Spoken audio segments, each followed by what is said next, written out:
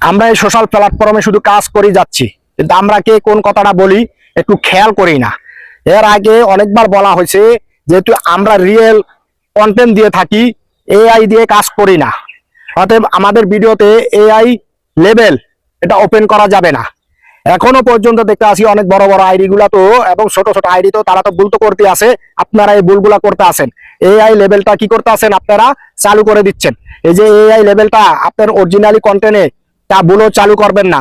এটা অর্থ হলো, এআই অর্থ হলো আপনি কাল্পনিক নিয়ে একটা ভিডিও তৈরি করেছেন, আপলোড করেছেন, যেটা এআই সফটওয়্যার দিয়ে এডিট করা লাগে বা তৈরি করা লাগে। আপনার সম্পূর্ণ চেহারাটাকে পরিবর্তন করা যাবে এবং অন্যান্য যা কিছু আছে সব পরিবর্তন করা যায়। এটা হলো কাল্পনিক। আর আপনি আর আমি এখানে কন্টেন্ট দিতে আসি অরিজিনালি কন্টেন্ট। এআই লেভেল কেন আমি চালু করে দিব, ওপেন করে কেন দিব ওই ভিডিওতে?